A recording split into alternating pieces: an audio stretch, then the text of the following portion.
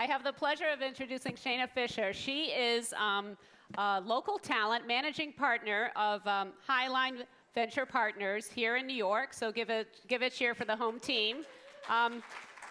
She's also a board partner at Andreessen Horowitz.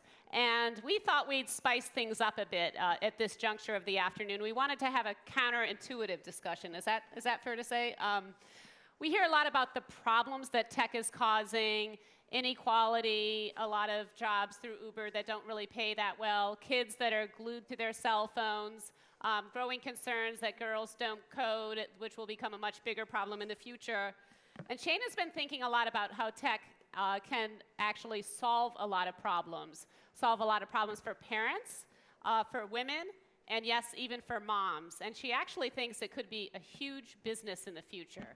So Shana, I was just wondering if you could get us started, and you've spent some time crafting some beautiful slides, actually, that you wanted to show us.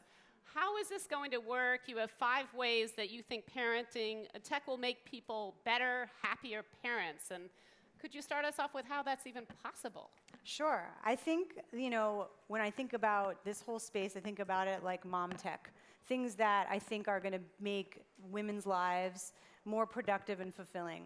And I think there's some trends that are actually going on right now. They're like kernels that are just kind of going to pop in the next 5 to 10 years that will make make working, make managing a family, make all of these things that actually with technology possible. Some of them are going to actually cause big problems, and I think there'll be antidotes also with tech to solve them.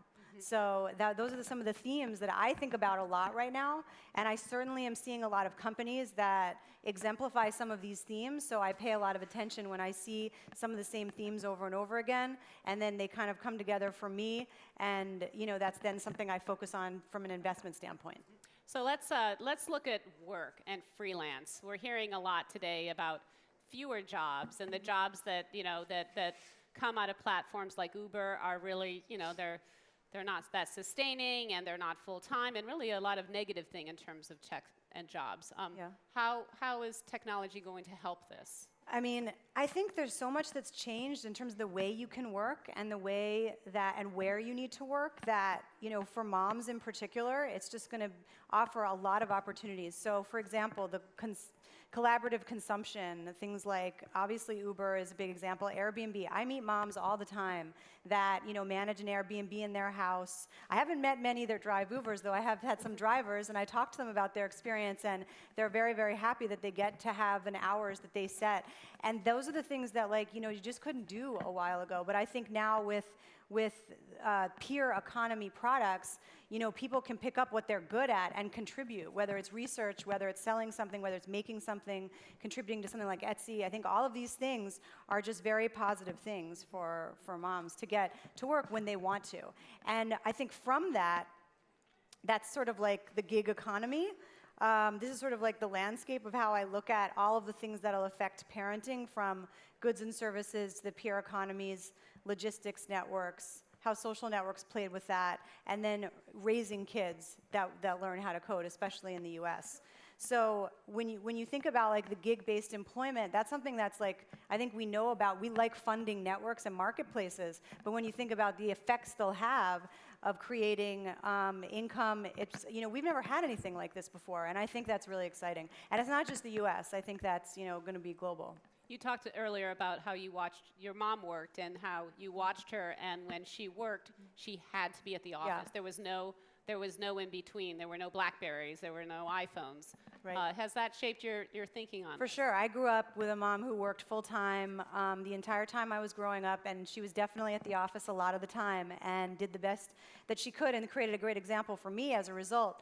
So when I first got a Blackberry, I remember I thought wow, I just can email from anywhere as long as I take that little message off the bottom. No one will know exactly where I am. Even the little radio ones were kind of a revelation. And while some people resisted that, and I think you can say that tethers you to your work, but it also, if you create your own strategies and models for creating when you contribute and how, it really, I think, frees a lot of people up, and I think creates a lot of opportunity. I've certainly seen people managing their lives doing things that I think we're just seeing the beginning of right now. Small business is another area where you're seeing a lot of potential growth, particularly for women and moms. women are pretty good at social networking, and you think that this is going to translate into success at crowdfunding? Yeah, starting from freelancing in some capacity, I think we've seen the growth right now where, 50% of people will be freelancing in some capacity by 2020 was a stat that I saw. And, in full-time freelancing, that number is also growing from 7% now again to 12%. That's just very big numbers. And I think if you take that to starting a business, women have more dense social networks, more close relationships to allow them to barn raise or fundraise from their communities that actually no other group really has and knows how to cultivate that. And I find that, that's going to be a really big advantage. So whether it's starting small businesses not with equity funding, but crowdfunding, you're seeing this all over currently with GoFundMe. You see little businesses all the time kind of turning to that, and I think those are things that I think are going to be very big opportunities, and then hopefully, build big businesses from their living rooms. The next area you see is kid logistics. It seems a lot of women actually don't work, I think it's fair to say, because they have to become almost professional chauffeurs. Yeah. We have Uber. Is that just the beginning, and how do you see technology helping women master this instead of in a sense, being ruled by it? I think a lot of the people I've spoken to, when you talk to anybody, they spend so much of their day planning where kids go, how they're getting there, what they're doing, driving. That's what they spend all their time doing. And I think that I haven't seen specifically companies addressing this, but when you can sort of track and monitor and get the on-demand services to actually assist you in managing your house, that's just incredible. When you're not shopping, in the grocery store, that just saves right there 45 minutes. You could be doing something else, working or making dinner instead of shopping for it.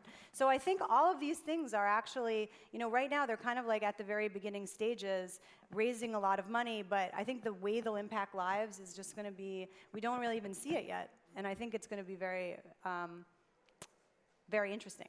Security will be a big concern. I mean, would you say Uber is the beginning? Are you seeing other technologies? Well, if you could just take carpooling out of the lives of people, that'll just free up an enormous amount of time. And if people can get over the safety concerns, and I'm sure Uber is looking at this, they're trialing it in isolated areas, but that right there would just take up, you'd free up hours a day. And if you have those hours, now you can do other things. And that's what I think we're going to see in 10 years. It's not like what we think about every day in New York, but I think those are the things that I think are going to be really exciting.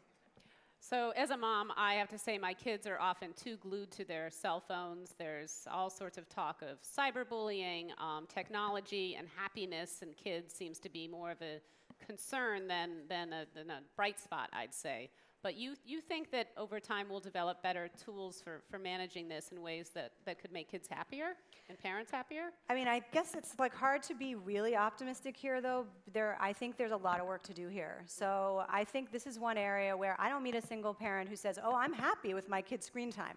Nobody says I'm happy with my kid's screen time. People think they did a bad job. Something happened. It got out of their control, out of their hands.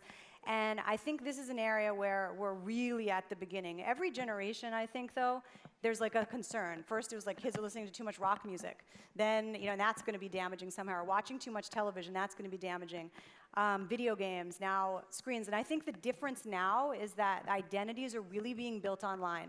So if your Instagram picture doesn't get 5 likes, you're something's happening inside you that feels bad. And that's very different than I think what happened in the last 20 years. So I think this is a big area for me that I think we're going to have to really see some experimentation on.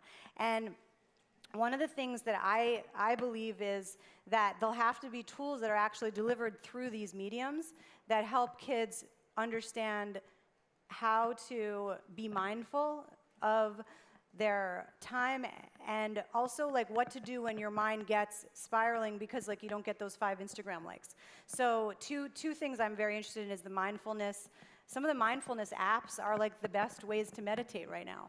And I think getting that more and more into, and they're used by a lot of people, and I think kids will be brought up in school, at home, basically using meditation to balance their thinking and balance their minds, and hopefully learn how to counter what some of the excessive screen time is producing. If you look at Asian countries, they've put in national laws about like how many hours, what hours, when it's inappropriate, you have to use your real name, because they've found these connections and between bullying and also usage of electronic media. And I think that obviously we can never do that here, but there are, I think, things that I see the seeds of that I think are incredibly positive. Whether it's online chat for with a not a trained but a volunteer listener that kids can go to. So it's the same way they're using social media to express themselves. They can use an app. One I love is 7 Cups of Tea. I think they're doing some very positive work to have a channel to talk to somebody, so that you can go from the problems to feeling better, and then hopefully to mindfulness, to really meditating and feeling like you have control. So I don't know, that's an area, I don't know, we're at the beginning of this. I don't really even have my ideas formed. I just know there's something here because I've seen it at work. I feel it's worked for me, and I really like the direction it's going. Do you think in general that parents and kids should be more cautious about tech in the same way we were talking about, like maybe kids right now that they're not as into junk food and soda as they used to be? Is tech going to be something that we should pause a bit more? Yeah, I think it'll be in the schools, in home life. It'll be pervasive. I think things that there have to be experiments and have to be ways of getting this message across. But I think, yeah, like kids know to don't eat Doritos 4 times a day because that's not good for you. So, but I don't think you can create barriers because that, I think we'll have the opposite. And again, people were worried the kids were watching too much TV, but I mean, kids like me watched a lot of TV, and I hope I turned out okay. So it's like, I think you need to have that view and, really be aware of the effects and also then the antidotes to that. So I think mindfulness and what I've seen from that, it's not a cult, it's like makes a lot of sense to me, and I think actually technology channels are the right way to deliver it and help people learn how to use it. You have views about the importance of tech education and coding in particular. This is something that we're seeing a lot in schools on the West Coast, a little bit on the East Coast, and girls are not coding as much as boys are. How does this change? I mean, this is an area where I really have the very beginning of thinking as well, because I don't know that anybody has the right answer. I just know that we have to have a lot of answers. There's other countries that certainly are way ahead of the US in terms of equal exposure to coding from very early. I think obviously if coding was in the Common Core, if the Common Core is something you can put into place to all public schools, then having tech education include computer science. Girls get higher GPAs than boys. They do well in school. So if coding is introduced early, they'll do it. There's no question. I don't think it's genetic or DNA or some kind of interest. Here, it is a little bit, when I talk to women, I talk to young girls, I meet so many founders, female and male.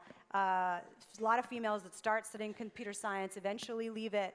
Part of it is the jobs. They don't feel like they have much impact if they're sitting back and doing coding, so they'll leave it for that reason. Or they might do it, learn the fundamentals, but never do their own projects. And I think that part of that is really focusing on the confidence, almost arrogance, it takes to actually build a product and start companies. Girls are just not nurtured that way in some ways, and it's not okay to be that way when that's clearly what makes successful companies. So I think it's going to be a balance, but that's something where I think that obviously certainly people in New York are aware of this, but it's something that really has to happen all over North America because there just shouldn't be kids growing up without learning these basic skills, because that's really how they're going to get jobs later. Mm-hmm. So if you're a parent and you don't have coding in your local school, you were saying there's actually quite a few options for kids to learn it. It's not like life is going to pass them by necessarily. Yeah, I think right now it's a very self-serve situation. I'm personally very interested in live settings because I think girls do work more collaboratively together. Even if they're working on their own project, they're not necessarily hacking like boys. They may hack in groups as opposed to hack individually. I think that the coding centers. There's a company called UCode, which has centers in California right now, that has summer camps. They have boys and girls. It's very 50-50, and it's really an amazing experience. I think you need a very strong foundation in math. That's also something that's not exactly the strongest in this country, so it kind of comes hand in hand to prioritizing these things, but there's, I think, a lot of creative approaches, certainly with Code Academy and the incredible online tools. Again, they're a little bit more goal-oriented towards people that can just hack themselves, and that may not be the right way to learn for everybody. So I'm starting to think about, what are all the ways that people could learn, and make sure the tools are out there when I look at companies and I look at ideas. Mm-hmm. So as you make investments, how does this all translate into the companies you're investing in, since that's your line of work? I mean, I try to focus on themes and try to find people with the ideas in those themes. So these are some themes that I've become really interested in recently, because I think I've seen a lot of movement. I've seen really interesting companies in these spaces, and then I think hopefully they'll be good businesses. And really try to help nurture the founders to get them to be big companies. Any specific names you want to share, or? I think I dropped a few. Well, first of all, this beautiful presentation was made with Paper, another company that I love very much, and I think is a very creative way to do presentations in illustrative form. I had an amazing illustrator who's here named Julia, who takes ideas and puts them into visuals. And I think visual thinking is actually a lot of the foundation of some of the ideas I talked about. So I think that we talked about a lot of the companies, and I certainly hope anybody that has any companies like this or any interests here will come to me. I put this last image up just because another area I've been really interested in is solar, because it's one of the first areas, at least in this country, that's Silicon Valley ideas, but creating jobs all over the country. So 1 in 7 new jobs right now are solar installation or maintenance. And for me, that is also a whole new world, the kind of industry, yes, because of the government subsidies, but also because it makes sense for a lot of Americans. And I think that's very promising, too. Well, Shana, unfortunately, we're out of time. I want to thank you so much for joining us. Please join me in giving Shana a round of applause for sharing all of her thoughts. Thank you.